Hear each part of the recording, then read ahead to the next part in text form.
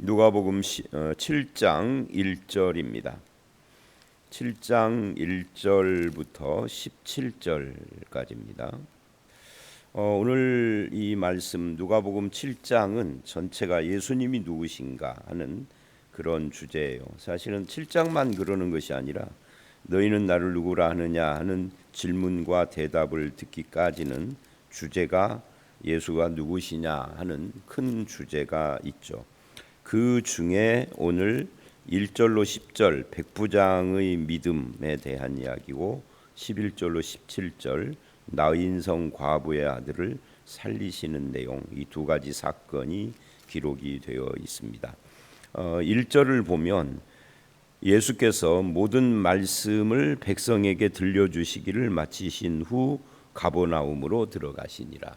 어제 말씀과 이어지는 그런 내용이죠. 근데 여기에 모든 말씀을 들려주기를 마치신 후, 모든 말씀이라는 이야기가 나오는데요. 어제 말씀에는 결론을 어떻게 내렸느냐면 내 말을 듣고 행하는 자마다 누구와 같은 것을 너희에게 보이리라 하고는 반석 위의 집, 모래 위의 집, 주추가 있는 집, 주추 없이 흙 위에 지은 집, 이 두 비유를 이야기를 했습니다. 그리고 모든 말씀을 들려주시기를 마치신 후, 그리고 오늘 말씀에 또 7절을 가보면 이 백부장이 말씀만 하사라고 말을 해요. 그래서 예수님이 그 이야기를 듣고 놀랍게 여기셨다. 다른 곳에서는 보통 예수님의 말씀과 예수님의 기적과 이런 것을 보고 들으면서 사람들의 반응이 놀랍다라고 하는 반응을 보이는데 여기서는 거꾸로 예수님이 놀랍다 그래요. 그러니까 오늘 말씀 적어도 11절 이하 나인성 과부 이야기는 아니고 그 1절로 10절의 백부장의 믿음 이야기는 어제 말씀에 말씀을 듣고 행하는 자, 즉 반석 위에 주초를 놓은 자가 어떤 사람이냐 하는 것을 보여주듯이 하나의 실예로 등장을 하고 있는 거죠. 그래서 오늘 말씀은 의외로 말씀이라는 것이 주제처럼 보여져요. 자, 이 백부장의 믿음에 대해서 우리가 좀 생각을 해볼 필요가 있습니다. 이제 가버나움으로 갔더니 어떤 백부장의 사랑하는 종이 병들어 죽게 됐다. 이 백부장이라는 것은 여러분이 익히 아는 것처럼 로마 군대의 백부장, 그러니까 백부장이니까 100명의 대장이라는 뜻이에요. 100명의 대장이면은 오늘날로 한국 군대로 치면은 중대장 정도 되는 거죠. 근데 지금의 중대장들은 별것 없어요. 그 어떤 권력이나 지위가. 그런데 이 고대 세계에서 백부장은 꽤 큰 권력을 가지고 있는 사람이에요. 우리가 그 가끔 뭐 소설이나 역사나 뭐 이런 것들을 이렇게 보면은요, 그 연대장, 뭐 대령, 중령 하는 이 별도 아닌 이런 사람들이 얼마나 높은 위치에 있었던가가 살짝 드러나는 그런 작품들이나 역사적 사실이나 이런 것들이 있습니다.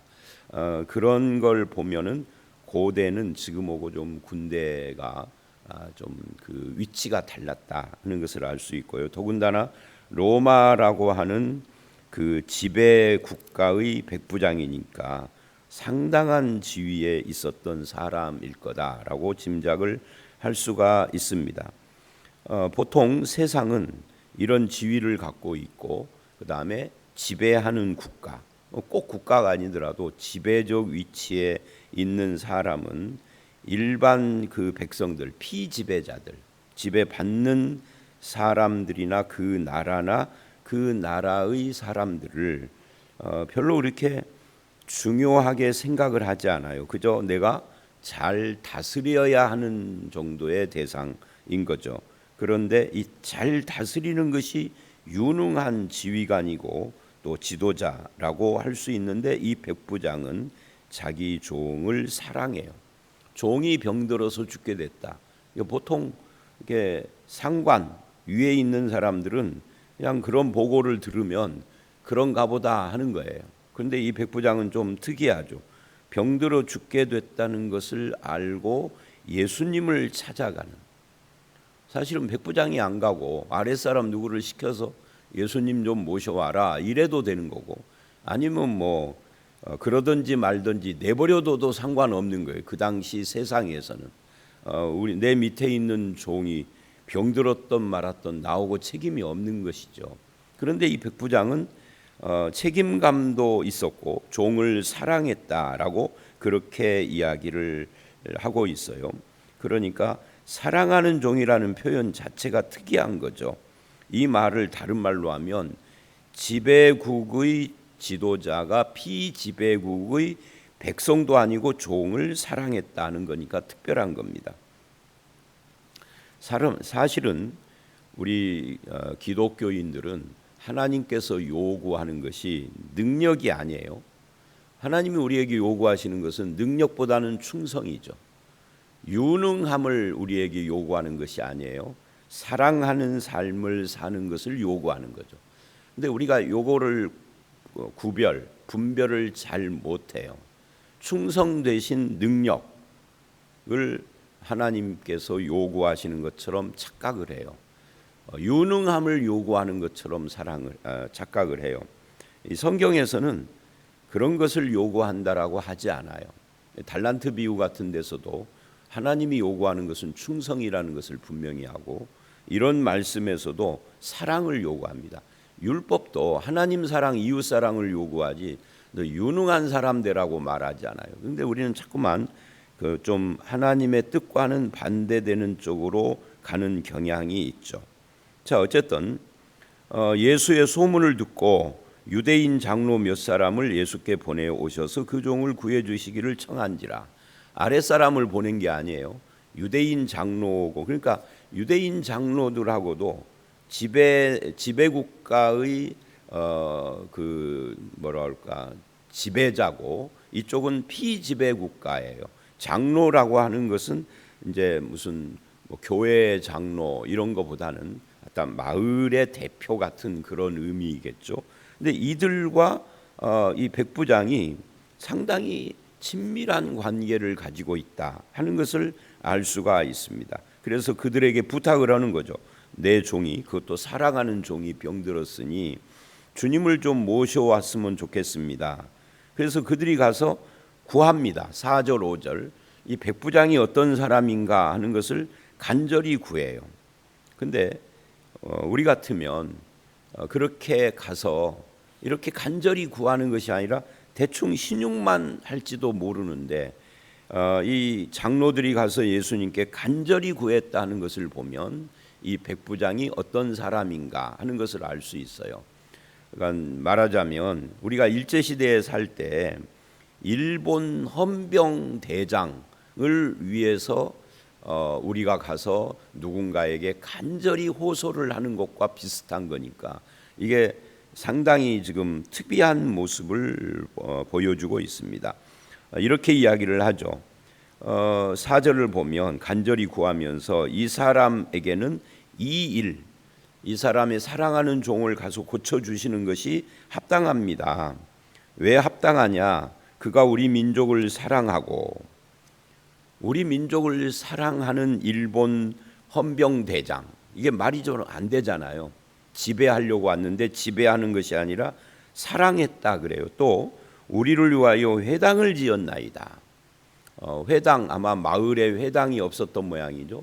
회당을 지어줬으니까 우리식으로 말하면 예배당을 지어준 거나 마찬가지예요. 그러니까 이게 사실은 백부장이 관심 안 가져도 되는 영역까지 이스라엘 민족을 위하여서 사랑하고 섬기고를 해줬다는 거예요. 그러니 우리가 와서 그를 위하여서 간절히 구합니다라는 거죠. 이게 여기까지는 이제 그 오늘 본문의 어떤 그 배경이라고 할 수가 있습니다. 그런데 6절을 보면 예수께서 함께 그래서 그 간청을 듣고 가고 있습니다. 이에 그 집이 멀지 아니하여, 아마 백부장이 이제 그 예수님이 오고 있는 상황을 보고를 받고 알고 있었겠죠. 그때 백부장이 벗들을 보내어 이르되 주여 수고하지 마옵소서 내 집에 들어오심을 나는 감당하지 못하겠나이다 라고 해요. 그러니까 여기서부터 6절서부터는 이제 백부장의 고백인 거죠. 7절까지 백부장은 지금 왜 초청을 해놓고는 내 집에 들어오심을 감당하지 못한다라고 할까? 도대체 예수님이 그 집에 들어가면은 구들장이 깔아앉는가? 아니면은 뭐 석가래가 무너지는가? 왜 감당을 못한다고 할까? 라는 생각을 우리가 좀 해볼 필요가 있습니다. 이 백부장은 유대인들을 사랑했어요. 회당을 지어줄 정도로. 그리고 유대인의 장로들이 이 사람을 대신해서 와서 예수님에게 말을 할 정도로 관계가 돈독했어요. 그건 뭘 말을 하느냐면 유대인들 즉 이스라엘 사람들의 문화적 특성 또는 그들의 율법 이런 것을 알고 있었다는 거죠. 그래서 이스라엘 사람들은 이방인들의 집에 들어가는 것이 불법으로 금지되어 있다는 걸 아는 겁니다. 여러분 그러면 백부장의 입장에서는 기분이 유쾌하지 않죠. 나를 이방 개처럼 취급한다는 거잖아요. 그런데 그것을 그들의 율법과 문화를 그대로 받아들이고 수용하고 인정하고 그러면서도 그들의 그런 율법을 가르치는 회당을 지어주고 유대인 장로들에게 칭송을 듣는 것처럼 그렇게 그의 삶이 유대인들을 그냥 통치하고 지배하는 그런 삶이 아니라 밀접하게 관계가 돈독한 사랑해주는 그런 모습이었다는 거죠. 여기서도 배려해주는 거죠. 예수님을. 왜? 예수님은 일단 유대인으로 이 땅에 왔으니까. 그래서 이게 불법이라는 걸 알고 내가 감당할 수 없습니다. 당신이 우리 집에 오면은 당할 여러 가지 불이익과 비난이 있을 텐데 내가 그걸 감당을 할 수 없습니다 하고 상대방의 입장을 이해하고 배려하고 있는 거예요. 이스라엘은 이방인에 대해서 지독한 편견을 가지고 있습니다. 사도행전 9장, 10장, 11장까지죠. 요 사도행전을 보면 고넬료 사건이 나오는데 그 고넬료 사건을 보면 베드로처럼 예수를 믿고 사도가 되고 변화를 됐어도 이방인들을 만나는 것을 얼만큼 꺼려했는가가 잘 나와 있어요. 그러니까 하나님께서 베드로를 직접 방문을 하고 천사를 보내고 해야 할 정도로 이 베드로의 그런 의식이 생각이 안 바뀌어 있다는 거죠. 그런데 지금 이 상황에서 백부장이 그거를 이해하고 배려를 해준다라는 건 사실은 이 사건만 놓고 보면은 이방인이 유대인보다 더 나아요. 사람됨이. 유대인들이 훨씬 더 편견과 속좁음을 못 버리고 있는 거죠. 우리도 마찬가지. 예수 믿는 사람이 안 믿는 사람보다 속이 더 좁아. 더 많은 편견과 이런 걸 가지고 사람을 사람으로 잘 대우를 못할 때가 많아요. 안 믿는 사람도 하나님의 형상이거든요. 저가 안 믿어서 문제인 거지. 안타깝기는 하죠. 그러나 인간으로서 인정하는 것은 필요하다. 이 백부장을 보면은 백부장은 그렇게 했다라는 거예요. 그리고는 7절 그러므로 내가 주께 나아가기도 감당을 못하겠습니다. 그러니까 당신이 우리 집에 들어오는 건 이게 명백히 불법으로 금지되어 있으니까 감당을 못하는데 내가 가는 것도 왜냐하면 이방인을 만나서 대화하는 것이 예수님은 지금 수많은 무리에 둘러싸이 공개적인데 그것도 이게 쉬운 문제가 아닙니다. 나 때문이 아니라 당신 때문이라는 거죠. 그러면서 말씀만 하소서 내 하인을 낫게 하소서라고 해요. 이 고백이 굉장한 고백이었다 하는 거예요. 백부장이 이해하고 있는 예수님이 누구냐? 예수님은 이런 죽을 병에 걸려 있는 사람도 치유할 수 있는 분이다. 이걸 일단 믿었어요. 믿었으니까 예수님을 와달라고 청한 거죠. 그런데 거기서 더 나아갔어요. 어떻게 해요? 말씀만 하셔도 그 일이 이루어지는 분이다 라고 그렇게 이해를 했다는 거잖아요. 그러면 뭐 한다고요? 그러면 순종한다고요. 뭐가 순종을 하는 거죠? 질병이 순종한다는 거예요. 근데 이 질병은 언젠가 앞에서도 그런 이야기가 한번 있었는데, 이건 무슨 생명을 가진 존재가 아니잖아요. 질병이라는 것이 뭐 귀가 있고 머리가 있고 마음이 있어서 예수님의 말씀을 듣고 이해하고 결단하고 하나요? 순종을 하면 결단도 필요한데 그렇지 않죠.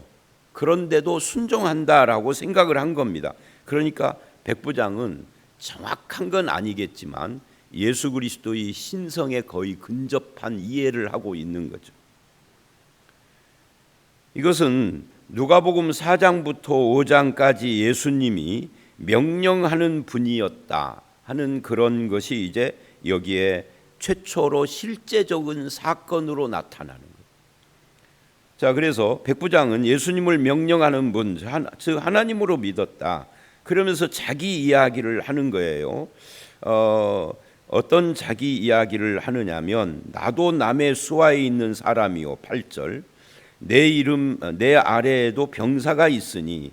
그러니까 7절에서 알았다라고 하는 이것이 뭘 알았느냐라고 할 때 예수님이 누군지를 알았다. 그게 8절 이야기예요. 예수님은 누구예요?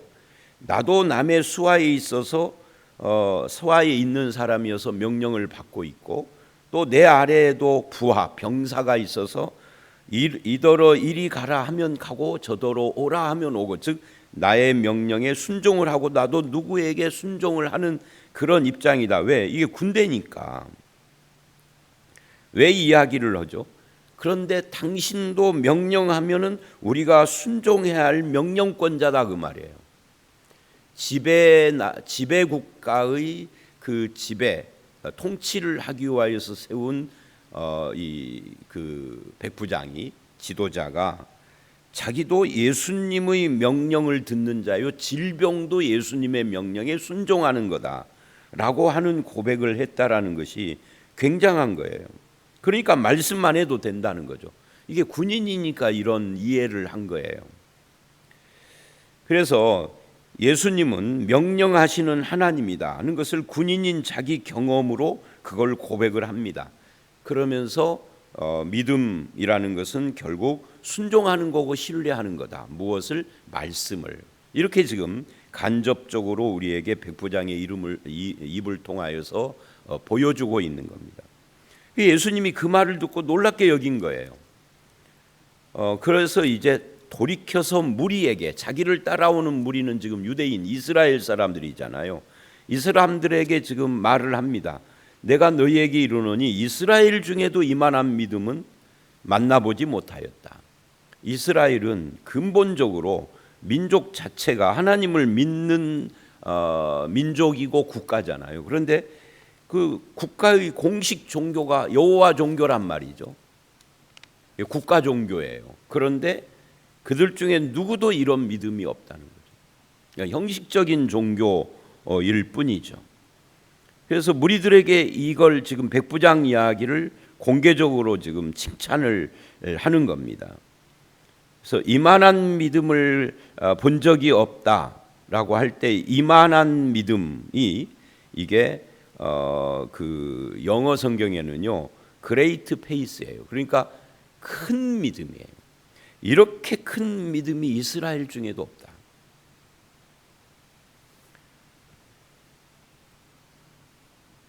그런 의미에서 아마 따르던 무리들, 그들이 나 자신, 저와 여러분이라고 하면 우리가 이 말씀에서 내 믿음을 점검해 볼 필요가 있습니다. 나는 어떤 믿음을 가지고 있는 사람인가?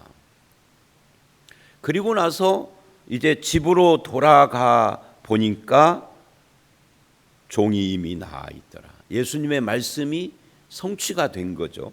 그래서 우리의 믿음도 가끔 보면은 내 눈으로 봐야만 믿는 사람, 뭔가 체험을 해야만 믿는 사람들이 많아요. 초신자 때 예수를 안 믿던 사람이 이제 막 예수를 믿기 시작을 할 때는 그런 믿음이 필요하겠죠. 뭐 그런 것조차도 없이 예수를 믿는 사람들이 더 많아요. 더 많지만 그 필요하다라고 인정이 돼요. 그 삶이 지금까지 살아왔던 것을 180도 돌이킨다는 것이 쉽지 않은데 그런 기적들을 통하여서 하나님이 내 마음을 바꾸는 거죠. 필요해요. 그러나 예수를 20년, 50년, 70년을 믿어놓고도 그런 믿음에 머물러 있으면 그 사람은 어린애예요. 지금 백부장은 예수님을 처음 만난 겁니다. 소문만 들었지. 그런데도 말씀만 하면은 우리가 순종하는 그런 분이고 질병까지도 순종하는 분이다라고 믿었단 말이에요. 그래서 말씀만 하소서. 이것이 정말 큰 믿음이고 이게 정말 진짜 믿음이다 하는 것을 지금 보여주고 있으면서 나는 어떤 믿음을 가진 사람인가를 지금 우리에게 촉구하고 있다, 질문하고 있다는 거죠. 나는 어떤 믿음을 가졌는가? 여러분도 한번 그렇게 생각을 하면서 자기를 점검해야 할 필요가 있습니다. 나는 예수님을 누구라고 생각하는가? 나는 어떤 믿음을 가지고 있는가? 이 두 가지예요. 그 다음에 11절서부터 17절까지를 보면 나인성 과부의 이야기예요. 그 후에 하는 걸 보니까 이게 시간적으로 이렇게 가까운 시점이었는지 그건 알 수가 없지만 그 후에가 하루 뒤인지 또는 한 달 뒤인지 1년 뒤인지 알 수가 없어요. 그 후에 예수께서 나인이라는 성으로 가는데 제자와 많은 무리가 동행했다. 이 제자와 많은 무리가 9절에서 말하는 그 무리들인지 아니면 또 다른 무리인지도 알 수는 없어요. 예수님 주변에는 항상 무리들이 따라왔습니다. 그런데 성문에 가까이 갔는데 한 죽은 자를 사람들이 메고 옵니다. 근데 그 죽은 자가 누구냐 하면은 그 어머니, 한 어머니의 독자요, 그 어머니는 과부다. 독자고 과부다라는 것을 말하는 이유가 뭘까요? 이것은 이 죽은 자, 그 아들이 초점이 아니라 어머니가 초점이라는 거죠. 그래서 어머니의 형편을 이렇게 말을 해요. 독자예요. 다른 아들이 없는 거죠. 그리고 과부예요. 남편도 없는 거죠. 유일하게 아들과 어머니 둘만 사는 거예요. 그러니까 이 어머니의 처지가 얼마나 불쌍한 처지가 됐는지를 말하려고 이 두 가지 표현을 하는 겁니다. 그래서 예수님이 어떻게 했어요? 불쌍히 여기사 그럽니다. 누가복음에 특별한 표현들이 참 많은데 그 중에 하나가 바로 말씀도 나오고 성령도 나오고 하지만 긍휼히 여긴다, 불쌍히 여긴다, 예수님께서 또는 하나님께서 또는 하나님의 자비로움 이런 표현들이 참 많이 나오고 가난한 자, 소외된 자 이런 사람들이 굉장히 많이 등장을 합니다. 다른 복음서에 비해서 훨씬 많이 등장을 해요. 예수님은 말씀을 하시고 모든 피조물의 순종을 받아야 하는 그런 분일 뿐만 아니라 10절까지 예수님은 그 피조물을 우리 인간을 불쌍히 여기시는 분이다 하는 것을 지금 보여주고 있는 거죠. 그냥 권위만 갖고 있는 분이 아니다라는 거예요. 그런데 그런 불쌍히 여기시는 마음도 있지만 그 불쌍히 여기는 마음을 가지고 뭐를 하느냐면 울지 말라 하고 말로 위로도 해줘요. 자, 마음이 그렇죠. 성품, 말로 위로하죠. 여기서 끝나면 안 돼요. 이 불쌍한 여인의 문제가 해결되는 이 세 가지가 있어야 되겠죠. 근데 그 세 가지 중에서 두 가지가 나왔어요. 여기서 불쌍히 여긴다라고 하는 이것이 말이죠. 어떤 의미냐면 지금 신적인 능력을 가진 엄청난 분이 불쌍한 여인에게 관심을 좁혔다. 이런 의미가 되니까 예수님은 능력만 가진 무자비한 자가 아니라 능력을 가지고 사람을 사랑하고 긍휼히 여기고 섬기는 분이다 하는 것을 보여주고자 이런 말씀이 바로 앞의 이야기에 이어서 나오고 있다 하는 것을 알 수가 있습니다. 자, 무리와 제자들이 예수님을 따랐다고 할 때 이 제자들이 예수님을, 제자라는 것은 예수를 배우고 본받고 따르는 자다 그러는 거예요. 그래서 예수를 따르는 제자가 오늘날은 누구냐면 저와 여러분, 예수 믿는 사람들이 예수 따르는 제자예요. 12제자만 제자가 아닙니다. 사도행전에 가면 예수 믿는 사람은 다 제자예요. 그럼 우리는 뭘 배울 것이냐 할 때 능력은 배울 수가 없어요. 이 신적인 능력은 그야말로 신에게만 있는 거지 우리에게 있는 것이 아닌 거죠. 그 능력은 주님에게 있지만 이 사람을 불쌍히 여기고 그를 위로해주고 그에 대해서 안타까워해주고 함께 울고 하는 이것은 우리가 보고 배우고 따라야 된다는 거죠. 사랑하고 섬기고 또 긍휼히 여기는 마음을 갖는 것이 예수 따르는 자의 모습이다 하는 것을 알 수가 있어요. 여러분 성경을 보면 죽은 자를 살리는 경우가 몇 번 나옵니다. 야이로의 딸 같은 경우에도 그렇고 요한복음 11장의 나사로도 그렇고, 그런데 그런 본문들을 보면 이 불쌍히 여긴다라는 표현들이 등장을 해요. 그러니까 괜히 한번 능력을 발휘해서 사람들을 깜짝 놀래켜 볼까가 아니라 그 동기가 능력을 발휘하는, 능력을 과시하는 것이 아니라 불쌍히 여기는 긍휼이 동기였다는 거예요. 사람들이 착각을 해요. 은사를 받아가지고 과시하려고. 그런데 하나님이 주시는 은사는 이 근본적으로 사람을 섬기고 사랑하고 긍휼을 베푸는데 사용하는 것이지 능력 과시에 있는 것이 아니에요. 목적이. 하여튼 불쌍히 여기사 울지 말라 하고 마지막 세 번째 이제 실제 행동으로죠. 가까이 가사 그 관에 손을 대시니, 이것도요 특별한 태도를 보인 겁니다. 왜냐하면 유대인들은 죽은 시체를 만지거나 관을 만지는 것도 그렇고 심지어 무덤 곁에 가서 무덤에 내 몸이나 발이 닿는 것조차도 이거를 꺼려합니다. 왜냐하면 무서워서가 아니라 이게 율법으로 부정케 되는 행위거든요. 그래서 그런 것을 하지 않는 거예요. 그러니까 아마 관을 맨 사람들도 이 장례를 치른 다음에는 목욕을 하고 일주일 동안 바깥 출입을 못하고 사람들을 못 만나고 그랬을 거예요. 율법적으로 본다면. 그런데 예수님은 그런 거 아랑곳하지 않습니다. 죽은 자가 됐던 뭐가 됐던 가서 뭐 나 환자가 됐던, 우리가 나 환자 고치는 것을 봤었잖아요. 나 환자에게도 손부터 가서 덥석 잡고 그리고 나아라 그러는 거예요. 내가 원하노니. 여기서도 관에 손을 대시고, 그러니까 말로만 울지 말라 하고 마음으로만 불쌍히 여긴 것이 아니라 예수님은 이 행동을 통하여서도 율법의 부정으로 규정돼 있지만 그 율법의 문구를 초월했어요. 율법의 문구에 매달려 가지고서 사람을 불쌍히 여기를 이런 삶을 못 사는 종교인이 아니다 그 말이에요. 불쌍히 여기는 것이 율법을 초월한 거예요. 왜냐하면 율법 전체를 요약하면 딱 두 가지거든요. 하나님 사랑, 사람 사랑이에요. 이웃 사랑. 근데 율법의 사소한 이 율법의 규정 중에 이런 것이 있다고 치십시다. 없는데 여기 강대상에 있는 이 컵의 뚜껑을 손으로 잡고 여는 행위는 하지 말아라. 이게 율법이 있다고 치자고요. 근데 지금 내 앞에서 목말라서 죽어가는 사람이 있어요.